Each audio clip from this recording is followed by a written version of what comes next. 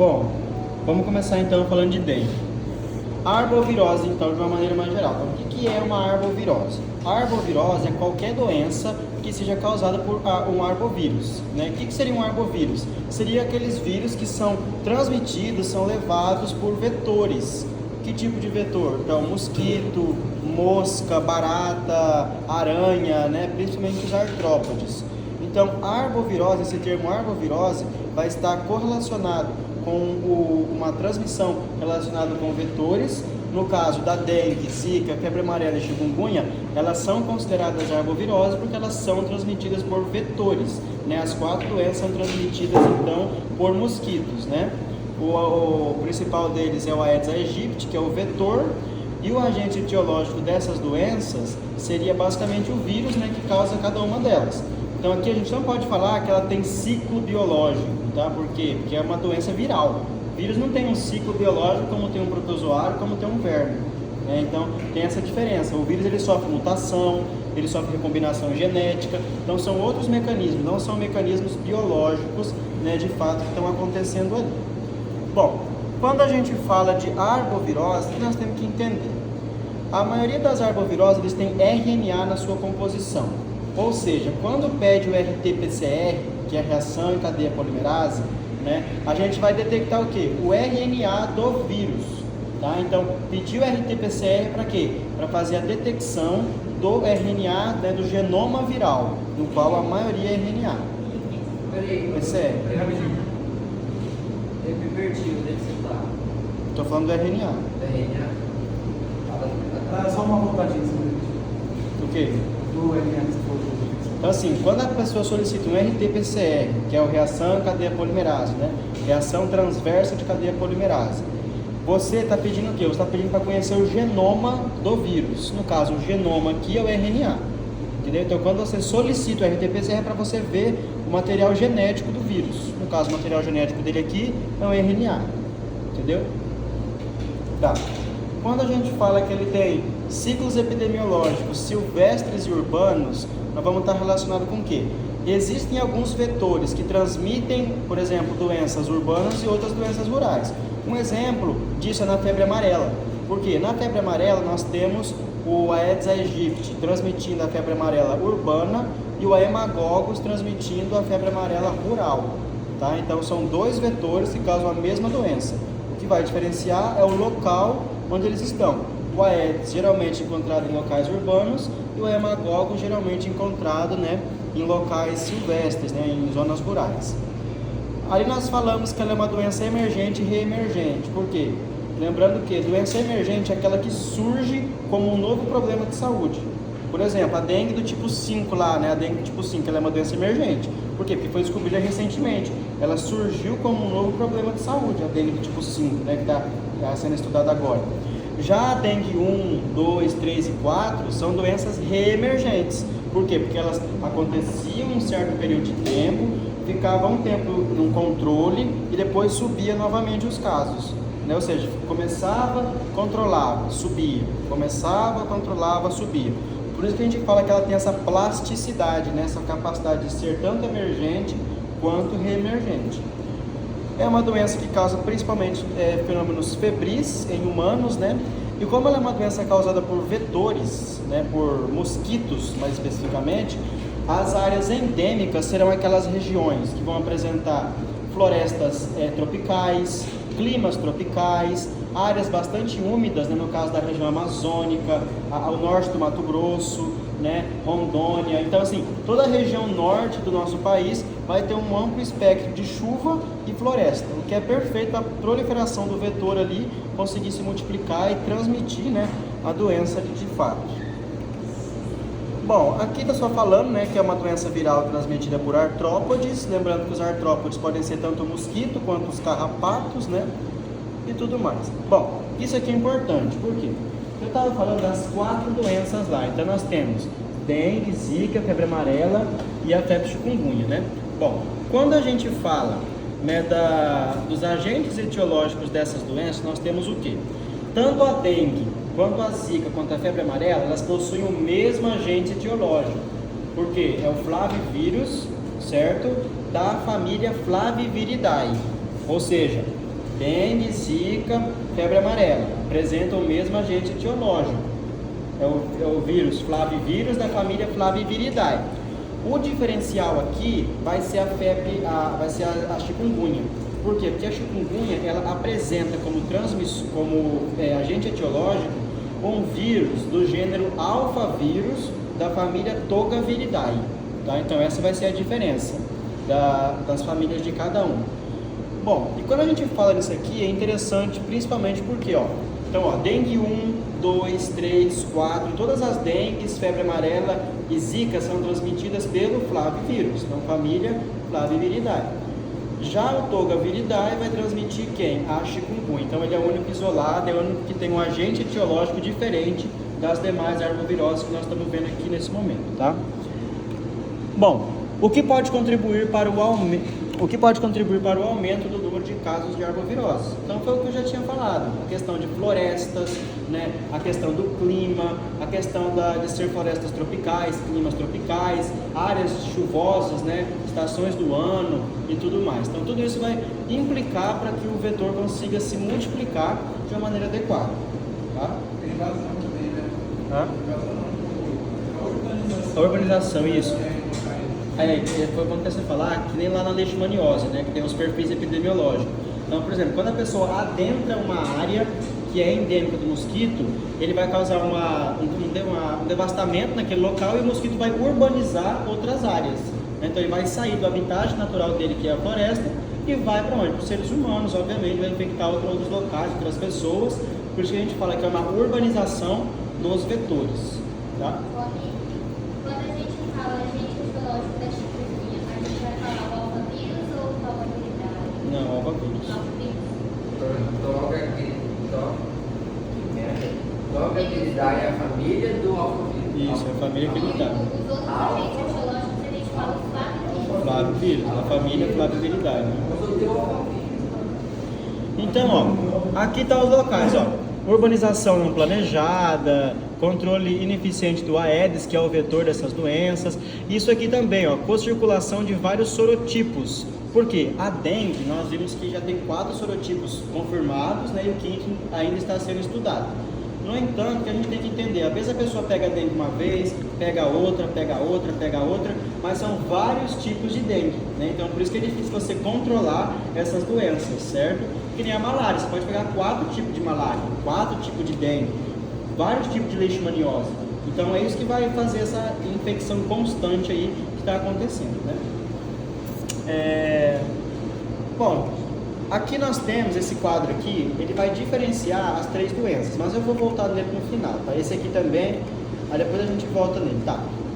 Vamos falar então do flavivírus. Quando a gente fala do flavivírus, nós temos que entender que ele é o causador de quem? Zika, febre amarela e dengue. Então, todos os vírus que vão causar essas 3 doenças vão ter essa estrutura. Então, ele é um parasita intracelular obrigatório, óbvio, né? Porque ele é um vírus, todo vírus necessita, né? Precisa ser um parasita intracelular obrigatório, porque ele não tem célula, não tem metabolismo próprio, não tem nada. Então, ele necessita de um hospedeiro para poder fazer todas as suas atividades vitais ali, certo? Bom, quando a gente entende, né, sobre o flavivírus, temos que entender que o genoma dele é basicamente de RNA.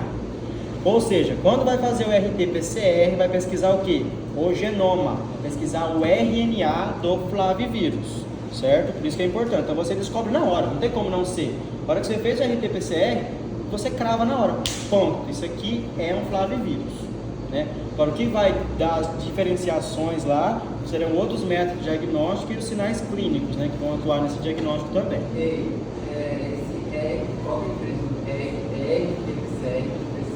Não, a mesma coisa, que o nome certo é RT-PCR, que é reação transversa em cadeia polimerase. Só que só fala PCR, reação em cadeia polimerase. É o mesmo exame. Mas, certo? Tá certo.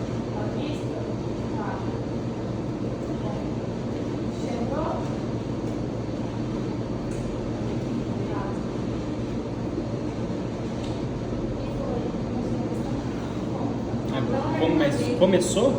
Vamos terminar dele. Pelo menos dele. Tá. Quando a gente fala aqui então no flavivírus, nós temos aqui as proteínas estruturais. Essas proteínas estruturais vão ser importantes no diagnóstico e também na fixação do vírus dentro do corpo do hospedeiro, certo? Então nós temos ali proteínas estruturais, capsídeo, a proteína precursora de membrana. Então, ó, capsídeo, que é essa verde aqui dentro, né? Essa verde não, essa daqui, ó, né? Aí nós temos a precursora de membrana, que é essa aqui, e a proteína do envelope, que é a mais externa. Lembrando que o envelope, né, é a própria membrana plasmática da célula parasitada que ele pega e coloca para cima dele, né? Bom, outras proteínas que nós temos são as proteínas não estruturais. Qual que vai ser a importância dessas proteínas? Principalmente a NS1 e a NS3 vão ter função de ativar os linfócitos TCD8. Né? Por quê? Porque elas elas atuam, na verdade, como padrão molecular associado ao patógeno, né? São os PAMPs que a gente fala. Então, na hora que ocorre essa percepção aí dessas proteínas, nós, consequentemente, conseguimos, né, desenvolver uma resposta imunológica ali, mais do tipo de linfócitos T, né? Bom, essa NS1, ela vai ter a função principalmente de manutenção da célula, né? Manutenção manutenção viral, certo? Então essa manutenção viral vai ocorrer o quê? Mecanismos, né, que vai estar ocorrendo contra elas também. Os anticorpos, eles vão atuar nesse mecanismo? Vão. Por quê? O anticorpo, nessa resposta, eles vão ser úteis quando o vírus ainda não entrou dentro de uma célula, né? Óbvio, por quê? Ele vai tentar grudar no vírus ali e tentar neutralizar, né? Então os anticorpos, eles atuam como mediadores de citotoxicidade, que é aquele mecanismo, mecanismo celular dependente de anticorpo, mecanismo citotóxico, né, dependente de anticorpo, que é o ADCC. Esse ADCC vai fazer o quê? Vai fazer com que o anticorpo se ligue nessa célula, opsonize essa célula e fazer com que uma NK ou um linfócito T chegue ali e mate o vírus. Então esse mecanismo ADCC, que é a citotoxicidade celular dependente de anticorpo, ocorre nesse caso também, tá? Bom, aqui é o que eu estava falando, ó, que é uma proteína que é responsável pela manutenção viral, e os anticorpos contra a NS1 atuam como mediador de fenômeno de citotoxicidade. Esse mecanismo aqui era o que eu estava falando, que era o ADCC, citotoxicidade celular dependente de anticorpos. Então, esse mecanismo vai estar atuando ali, porque a hora que as imunoglobulinas se ligar, eles vão opsonizar e vai causar degradação pelas células parasitárias. Não vai ligar com o vírus? Nesse NS1 aí. Aí nós temos aqui, ó, uma outra proteína, só não vamos confundir com a proteína A, do Staphylococcus, né? Essa aqui é a proteína E, né? Então, proteína E. Qual que vai ser a importância dessa proteína? Ela vai ser fundamental para que o vírus se ligue à membrana da célula do hospedeiro. Então, quando ele apresenta essa proteína E, ela vai ser como se fosse um receptor para a membrana. Então, a proteína E chegou, colou na membrana e vai começar o seu processo de citoaderência. Na hora que ele entra na célula, ele começa, então, a desenvolver os seus sinais, seus sintomas, né? E tudo mais que tem direito ali. Bom, nós vamos ter também anticorpos que vão se ligar nessa proteína E. Por quê? Porque ele está na parte de fora. Né? Então o anticorpo consegue, né, fazer aquela ligação ali, né, e conseguir neutralizar esse vírus. Quando isso não acontece, obviamente ele vai entrar para dentro da célula que estará parasitada e, consequentemente, vai desenvolver uma resposta mais celular. Então, linfócitos do padrão TH1 e linfócitos TCD8, né, que vão ser os dois principais mecanismos de combate contra o vírus. Mas esses anticorpos, se conseguir se ligar aqui, ele consegue segurar, né, clivar esse vírus aí, certo? Bom, os sorotipos virais, né, que é até uma das formas, né, de manifestações virais, né, uma forma de fator de virulência seria. Então, essas formas aqui, o que a gente tem que associar? Com lesão hepática. Por quê? A dengue 1, como a gente vê ali, ela é pouca agressiva ao fígado. A dengue 2, ela já é um pouco mais agressiva, e a dengue 3 é muito agressiva. Então a gente consegue fazer essa diferenciação dos sorotipos virais de dengue através do efeito contra o hepatócito, tá? Então, ó, dengue 1, pouco agressiva ao fígado, então não vai ter comprometimento hepático. Se você não tem comprometimento hepático, é mais difícil de você ter uma hemorragia. Então, por isso que é uma dengue não tão grave, né? A dengue 2, ela já é mais agressiva ao fígado, causando alteração dos fatores de coagulação. Por quê? Quem libera os fatores de coagulação é o fígado. Os fatores de coagulação são proteínas hepáticas, só isso. Então, fibrinogênio, fibrina, enfim, todas essas proteínas de coagulação são liberadas pelo fígado. Se você tem uma lesão do parênquima hepático, você consequentemente vai ter uma disfunção no sistema de coagulação. Se apresenta uma disfunção no sistema de coagulação, consequentemente você vai ter o choque hipovolêmico, né, que é aquilo que a gente já vai falar depois, mais para frente aí. E na dengue 3, ela é muito agressiva ao fígado. Então aí você vai ter a coagulação totalmente comprometida, né? Aí você vai entender o polo grave da doença, pode ter hemorragias internas, né, obviamente, e também a questão do choque hipovolêmico que pode acontecer.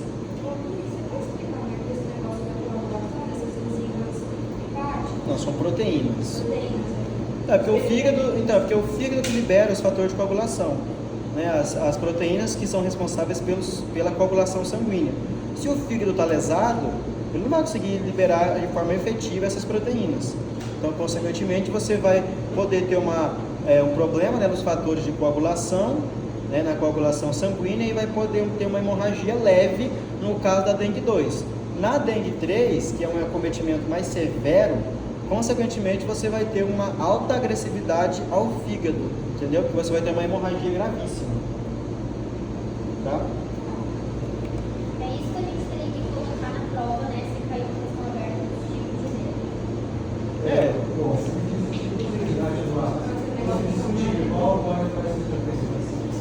Você ia falar que a dengue 1 ela é pouco agressiva ao fígado, então se ela é pouco agressiva, ela não vai causar, né, problema severo no fator de coagulação nem hemorragia. Já tem tipo 5, né? Tem, mas não precisa falar. A dengue 2, como já está ali, ela é agressiva, então ela vai causar fatores discretos na coagulação ali, problemas discretos. Aí a dengue 3 é o pior, né, que é onde vai causar muito fator de coagulação.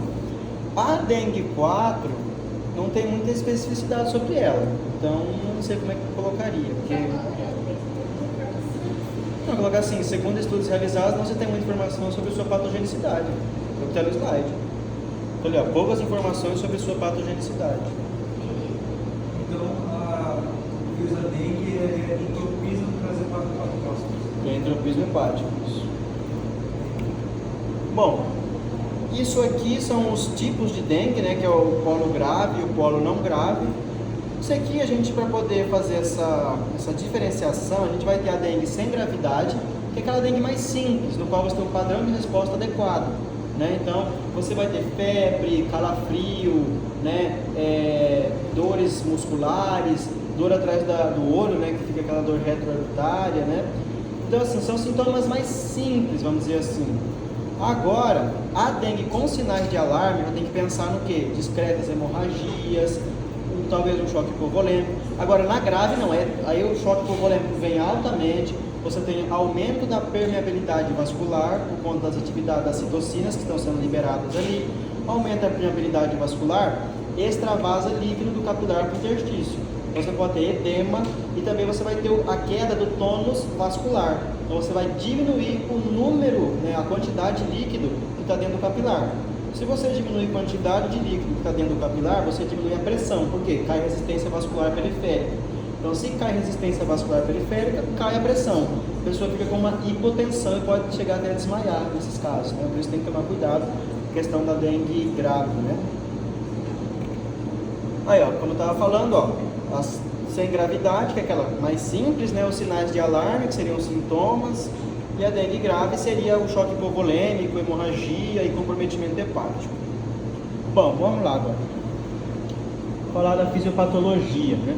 Bom, quando nós estamos lá de boa, né? Aí chega um mosquitinho Aedes aegypti contaminado com o flavivírus, lembrando que é apenas a fêmea que faz o repasto sanguíneo. Então chega lá, fêmea contaminada com o flavivírus, faz o que? Inoculação. Então o vírus sai das glândulas salivares do mosquito e entra na nossa pele. Quando ele entra na nossa pele, ele vai ter uma afinidade principalmente por leucócitos e por células musculares estriadas e lisas, ou seja, músculo. Então ele adora células musculares, por isso que a gente vai ter a dor muscular, né? Outra coisa que ele pode atacar são os fibroblastos. Fibroblastos são aquelas células localizadas na derme que são responsáveis pela questão do colágeno, né? Pela elasticidade da nossa pele. E os linfonodos locais também eles têm uma preferência. Mas o que nós temos que entender aqui é principalmente células musculares estriadas e células musculares lisas, tá? Bom, quando ele entra lá dentro, ele começa a se replicar. Se replica. Aí nós vamos ter o quê? Uma apresentação antigênica. Então chega lá o macrófago, chega a célula dendrítica, faz o reconhecimento antigênico, né? A hora que ocorreu esse reconhecimento antigênico, ele vai apresentar ao linfócito TCD4 e ao linfócito TCD8. Então MHC de classe 2 e MHC de classe 1. Quando apresenta para o linfócito TCD4, ele vai se diferenciar no padrão DH1. Por quê? O macrófago libera interleucina 12 lá no linfócito virgem, que se diferencia no padrão TH1. O padrão TH1 libera quem? Interferon gama. O interferon gama reativa, quer dizer, ativa, né, na verdade, o macrófago, que vai fazer o que? A fagocitose daquela célula, certo? Um outro mecanismo que pode acontecer é a própria célula NK chegar ali e fazer a citotoxicidade dela, ou o macrófago apresenta para uma célula NK, ou seja, ele joga interleucina 12 na NK, recebe o que? Interferon gama. Esse interferon gama ativa o macrófago, que vai lá e faz a fagocitose da célula. Só que nós temos que entender que são várias células que vão estar infectadas. Por quê? Porque eles fizeram uma replicação viral. O vírus se replica muito rápido. Então, consequentemente, serão várias células que estão infectadas. E aí a gente vai ter o que? A chamada viremia. Viremia é o que? Quando o vírus ele anda, eu vou falar anda, né? Mas sabe, quando ele se dissemina no plasma. Então, ele está viajando ali procurando células. Então, na hora que ele viaja no plasma, ele vai encontrar quem? Monócito, né? Que vai se transformar em macrófago. Então é óbvio, ele vai entrar para dentro de monócito, vai entrar para dentro de célula dendrítica. Então, nesse mecanismo de viremia, nós consequentemente teremos uma resposta celular uma resposta mais celular no caso, e ele está entrando dentro do monócito, dentro do macrófago, dentro da célula dendrítica. Ele está infectando toda aquela galera ali, certo? Se ele está infectando isso, ele está intracelular. Se ele está intracelular, a gente vai ter quem? Padrão TH1 e linfócito TCD8. O padrão TH1, quais são as principais interleucinas que a gente vai ter? Interleucina 12, interleucina 1, interleucina 2, TNF, o interferon gama. Então, assim, a gente chama de tempestade de citocinas, né? Essa tempestade... Você quer falar, Igor? Ah, tá só contando. Ah, tá. Então, essa tempestade de citocinas vai causar o quê? Um processo inflamatório. Esse processo inflamatório vai vir acompanhado do que, basicamente? Principalmente de processo inflamatório. Se você tem um processo inflamatório, você tem o aumento da permeabilidade vascular, certo? Quando nós temos o aumento da permeabilidade vascular, o líquido que está no sangue, ele vai extravasar para onde? Para o tecido, certo? Então, na hora que ele está extravasando para o tecido, você tem o que? A queda do tônus vascular. Se você tem a queda do tônus vascular, você tem o que a gente chama de choque hipovolêmico. Hipo de pouco volume, de volume mesmo, então pouco volume sanguíneo. Se você tem pouco volume sanguíneo, diminui a resistência vascular periférica. Se diminui a resistência vascular periférica, a pessoa entra no estado de hipotensão, certo? Então por isso a pessoa pode ficar hipotensa. Aí nós vamos ter o que também ali, ó? NK-TCD8 através da liberação de granzimas e perfurinas, né? Mecanismo citotóxico das duas. E o aumento da atividade quimiotática. Por quê? A gente vai ter liberação de uma interleucina, que é a interleucina 8. A interleucina 8, ela tem função quimiotática e tem função de ativar o mastócito a liberar histamina. Histamina faz o quê? Aumenta a permeabilidade vascular, causa a... Não, sim, mas é outra coisa que eu ia falar. A vasodilatação, faz vasodilatação, aumenta a permeabilidade vascular e vai propiciar o quê? O edema e o eritema. Então, os sinais logísticos você vai observar, obviamente. Um outro sinal que a gente vai observar aqui seria a dor. Por que dor? Porque você vai ter o vírus, né, entrando dentro de célula muscular. Então, se ele entra dentro de célula muscular, ele vai alterar o metabolismo da célula. Então, não vai conseguir fazer respiração celular. Ele alterou tudo ali dentro, então não vai ter ATP. Então vai ficar aquele caráter dolorido, porque o vírus vai mudar de fato o metabolismo daquela célula, certo? Geralmente ele vai ter uma afinidade por células musculares oculares. Então fala assim, estou com uma cefaleia orbitária, às vezes a pessoa fala. Por quê? Porque é uma dor, como se fosse uma dor de cabeça, só que atrás dos olhos. Então, na região posterior dos olhos você tem essa dor, por quê? Porque o vírus tem afinidade com as células musculares do olho, tá? A gente consegue observar isso aí, tá? Bom, esse mecanismo aqui seria o mecanismo patogênico, né? Ou seja, é como se fosse uma virulência. Por quê? Pensa assim, quando a gente tem uma infecção por dengue, você tem o que? Os anticorpos tentando combater, certo? Só que quando você tem uma outra infecção, provavelmente você pega outro sorotipo. Se você pega outro sorotipo, você não tem anticorpos específicos, nem uma resposta de memória certa para aquele vírus, né? Então, consequentemente, você vai ter uma outra resposta. Só que nesse caso, o que vai estar acontecendo? Então, ó, o anticorpo está bem aqui, ó. O anticorpo pega um sorotipo do vírus e leva para quem? Lá para o monócito. A hora que ele cola esse carinha no monócito, o vírus entra. Quando o vírus entra, meu amigo, aí já foi, um abraço, né? Por quê? Porque ele vai começar a fazer replicação ali dentro, replica, e vai começar a contaminar todo mundo que está ali em volta. Então, esse mecanismo, chamado de mecanismo dependente de anticorpo, geralmente ele acontece uma infecção secundária, né? Geralmente com dengue grave, ele vai estar acompanhado. Por quê? Você vai ter uma alta carga viral, você vai ter muito vírus ali dentro. Então, é como se ele facilitasse a entrada de vírus do anticorpo para o monócito. Então, o anticorpo está aqui, ó. Tá bem aqui, né? Bonitinho. O vírus está em cima dele aqui, ó. Que apareceu essa bosta agora, mas tá aqui, ó. O vírus está aqui em cima e o anticorpo aqui, ó. Quando ele se liga por esse mecanismo de mecanismo dependente de anticorpo, consequentemente, o vírus vai entrar aqui para dentro e vai causar a sua replicação. Se você tem uma replicação, você vai ter o que? Células de defesa atuando ali. Então você vai ter liberação de interleucinas, né, que vão causar aumento da permeabilidade vascular, pode causar o choque hipovolêmico, hemorragias, sangramento, e isso é a dengue grave, né, é o colo da dengue grave. Nesse caso, a gente vai observar um outro sinal que é a plaquetopenia. O que seria a plaquetopenia? A diminuição do número de plaquetas, né? Por quê? Porque ela vai estar extravasando, você vai estar perdendo plaqueta. Então a plaqueta que estava ali no canal do capilar está extravasando para onde?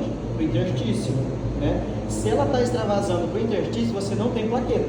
Se você não tem plaqueta, você não faz coagulação vascular. Se não tem coagulação, consequentemente você vai entrar no estado de hemorragia, né? Então são os principais sintomas, né, que a gente, sinais, na verdade, que a gente consegue observar na dengue grave. O vírus ele vai entrar no monócito por causa desse sistema aí que a gente for, mas ele vai infectar o monócito ou vai ser fagocitose? Não, ele infecta o monócito, porque o monócito não faz fagocitose, né? O monócito ele só vai e lá no tecido ele se transforma em macrófago que faz fagocitose. O monócito ele vai fagocitose, ele se transforma em macrófago. Exato, o monócito ele é inerte. No caso do vírus, ele está usando o anticorpo para benefício próprio. Exatamente. Por isso que a gente fala que é um fator muito patogênico, patogenicidade da dengue. Então, ele vai usar o... Mas isso é só uma segunda Isso, exatamente. e aí provavelmente vai causar, assim, provavelmente, por ser uma infecção, pode vir a ter um quadro hemorrágico. Exatamente. Então, geralmente os quadros hemorrágicos podem ser de primeira infecção, mas geralmente é de segunda, por conta desse mecanismo, entendeu? Qual vai ser o mecanismo para ele entrar? Só a proteína? Sim, porque daí o anticorpo não vai fazer essa facilitação. Isso é só quando a gente tem a segunda infecção. Geralmente é. Porque precisa do anticorpo, né? Porque assim, como existem vários sorotipos, a gente não vai guardar uma memória específica, porque o vírus se muta muito fácil. É que nem gripe, você não consegue controlar a gripe porque ele está fazendo muitas mutações. Então você não vai ter uma resposta eficaz. Então, entendeu? Por isso que você não tem uma resposta tão boa contra o vírus. Então, por exemplo, esse vírus aí pra dentro, por exemplo, como nós todos, vai crescer lá. Isso, por exemplo, ele tem que destruir essas células. Isso. Essas células vai liberar uma histamina. Não é que libera muito também. Você tem liberação de algumas interleucinas que aumenta a permeabilidade vascular. Então, a interleucina 8, que ativa mastócito, ele aumenta a permeabilidade vascular. Se você aumenta a permeabilidade, você tem a queda do tônus vascular. Então, você está perdendo líquido para o interstício. Isso vai diminuir a pressão e causar um choque hipovolêmico. Entendeu? Mas aí, rapidão, o vírus ele consegue entrar, o tratamento está certo, o vírus consegue entrar então dentro do anticorpo Não é que ele entra dentro. Ele usa o anticorpo para. O anticorpo vai fazer a oxidação. Isso. A imagem ela não tá muito Só que assim, certa, o né? vírus vai se aproveitar e vai adentrar o anticorpo. Exatamente. Mas esse anticorpo, então, está presente no nosso corpo antes de uma exposição. Isso. Dá uma virada. Então, eu posso colocar tipo, um anticorpo que tem maior quantidade no nosso corpo. Pode ser o IgG. IgG. Pode ser o IgG, né? É, porque eu lembro que a cabeça do anticorpo ia na. Então, mas o principal de memória é o IgG. Por isso. É porque assim, Yuri, como você tem vários sorotipos de dengue, ele muta muito fácil. Então você não tem uma resposta, tipo, isso aqui é um vírus, então isso aqui vai matar o vírus. Você não tem, por quê? Porque ele se muta, ele sofre mutações muito repentinas. Ô Guilherme, essa imagem ela tá certinha mesmo ou ela tá? Porque eu lembro que o anticorpo ia pegar o vírus pela porção FC e depois vira até a migrana. Só que ele quer regular na migrana é a porção FAB.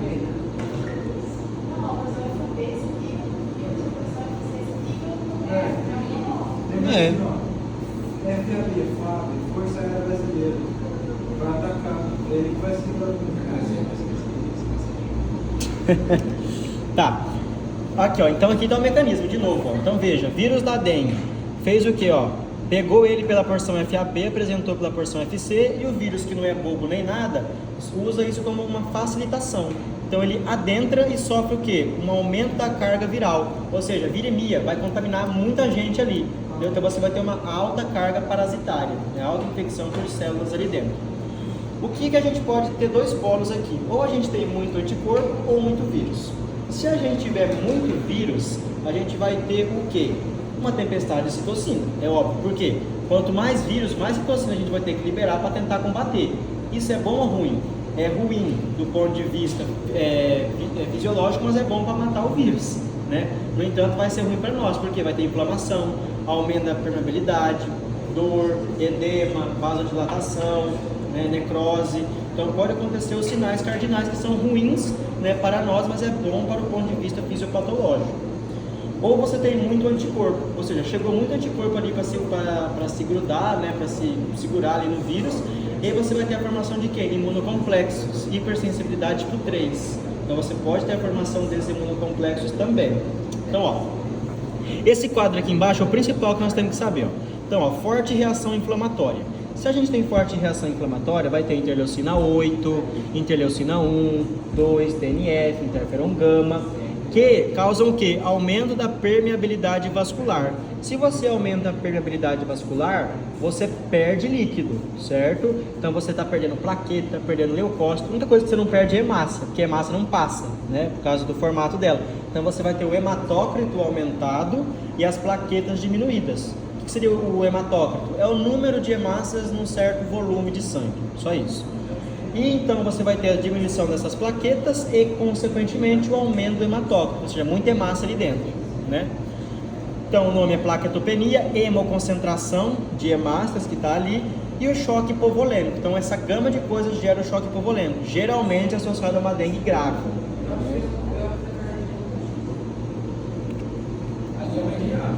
Hã? Uma vez, Aí é uma GA, eu acho. que é GA e o GIB. Não, vai ser o anticorpo de memória, né? Que ele guardar de memória. Então, no caso. Aí você está falando de uma segunda reinfecção. Isso, uma reinfecção.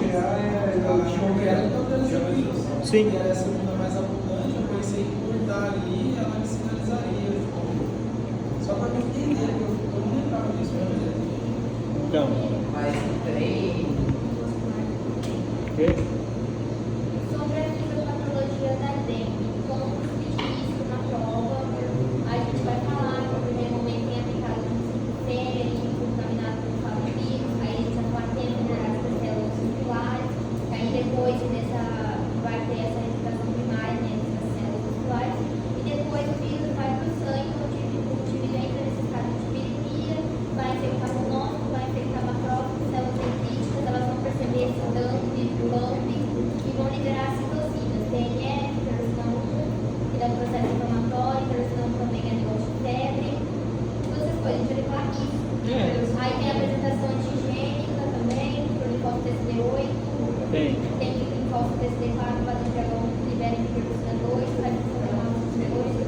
A gente não pode esquecer que tem o quê? Uma forte reação inflamatória, porque você tem um aumento da permeabilidade vascular por conta da histamina, que vai estar sendo liberada. E aí, 8 estimula a liberação desse. Aí você tem, mas também tem a prostaglandina, a própria histamina que vai ser liberada no processo inflamatório, tudo isso aumenta a permeabilidade vascular.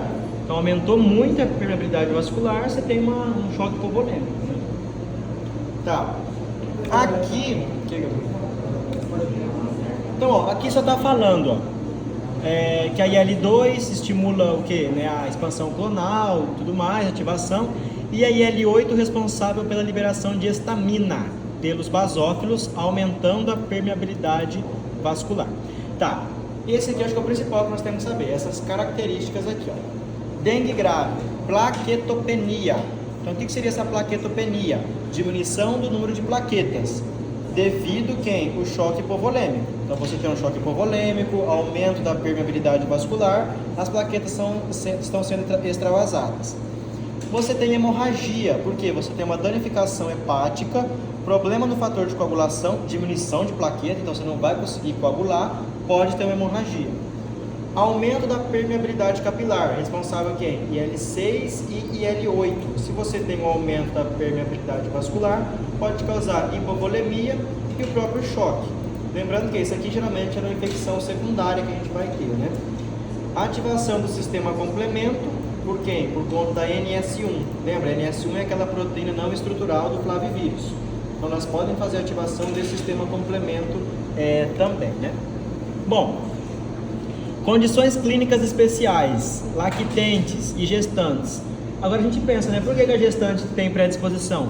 Porque durante a gravidez nós temos um padrão mais TH2. E para combater o vírus precisa de quê? TH1.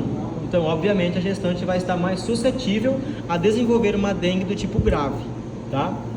Adultos com idade acima de 65, onde o sistema imune já está mais fragilizado, obviamente, por conta da própria idade, né? Lactentes menor de 2 anos, ou seja, quando a pessoa não tem um sistema imune também completo, eficaz contra a dengue. Uma muito importante aqui é isso aqui, ó, anemia falciforme e púrpura. A púrpura trombocitopênica ela é uma hipersensibilidade tipo 2. Então, consequentemente, a púrpura, o que ela faz? O IgG e o IgM opsoniza, na verdade, a plaqueta e destrói. Então, você não tem plaqueta. Então, imagina, você já não tem plaqueta porque tem uma púrpura. Você não tem plaqueta porque tem dengue. Então, você não vai ter nada de plaqueta. Então, obviamente, você vai ter hemorragia, extravasamento de sangue, entendeu? Então, são fatores agravantes. A púrpura ela vai fazer com que haja uma diminuição do número de plaquetas, porque vai estar crivando as plaquetas. Porque o IgG e o IgM opsoniza a plaqueta e a célula de defesa vai lá e come a plaqueta. É uma hipersensibilidade, é uma doença autoimune. Pessoal, relacionada ao IgG.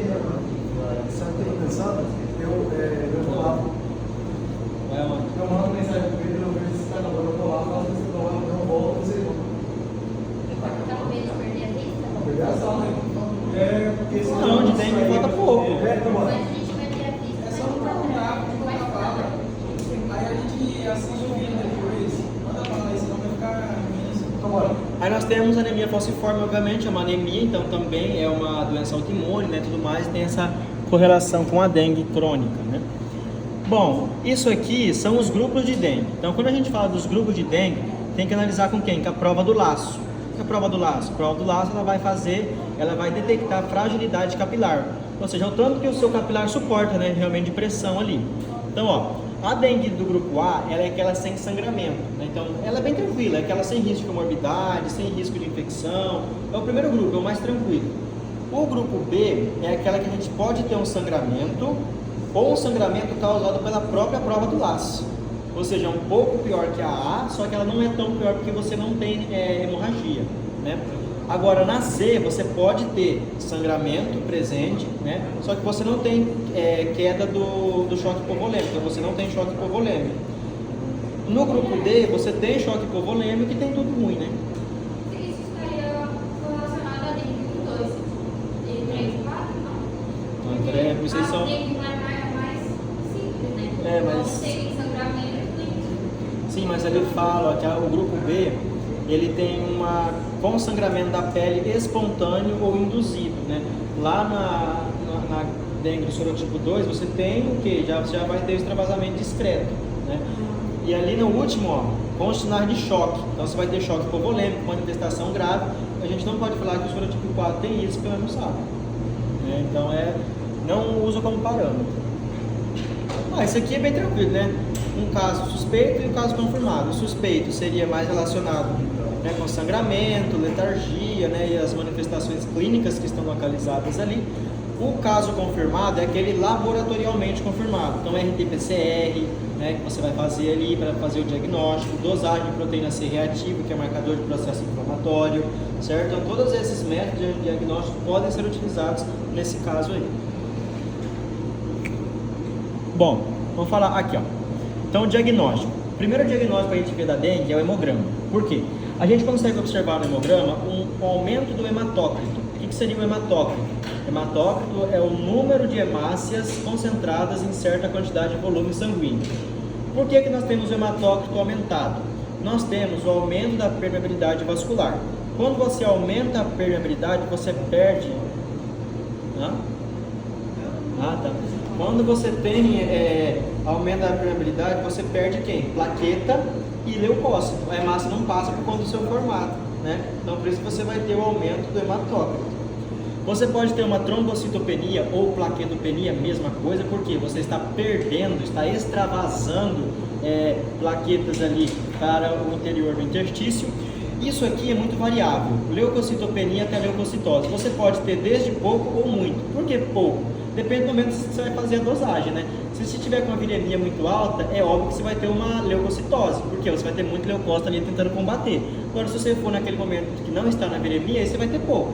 Então, por isso que fala que você tem uma leucocitopenia até uma leucocitose, né? Depende do momento que você vai fazer essa aferição aí. Tá, esse aqui é o da zika, né?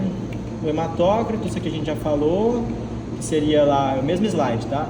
IL-6, que eu já tinha falado. Tá, aqui já começa a zika. Só um pouquinho aqui, deixa eu botar no... Fala todos os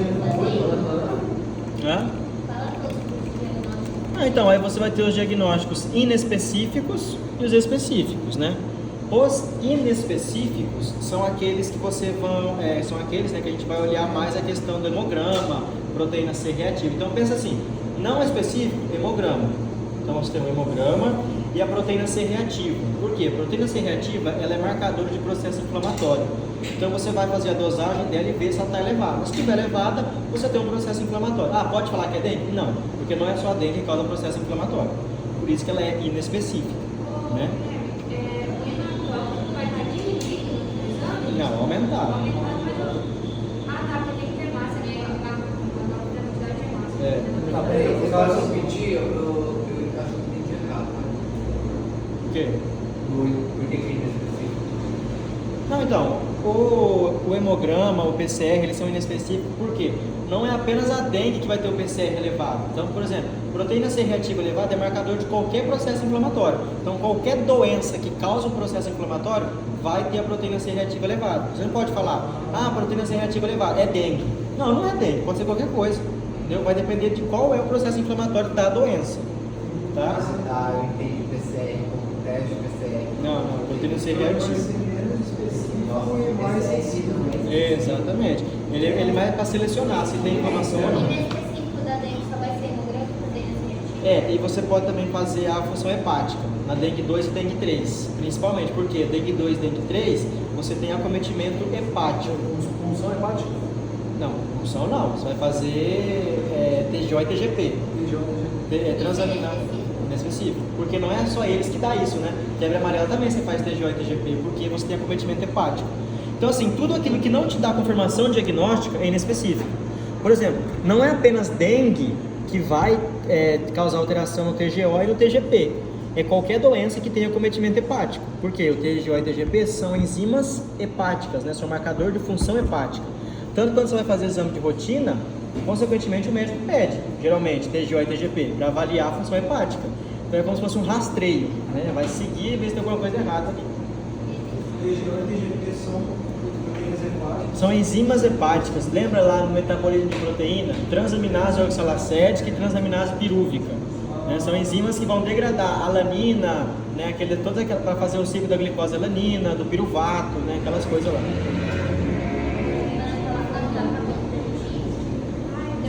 Bom, e outra coisa que tem, não é isso, você só coloca a função hepática dengue 2 e 3. Tá, e nesse específico, o programa também das reativas, TJ e TGP, na É. DNU e DEG 2, 3. Tem, que é amarelo. Não, mas Aí. e o específico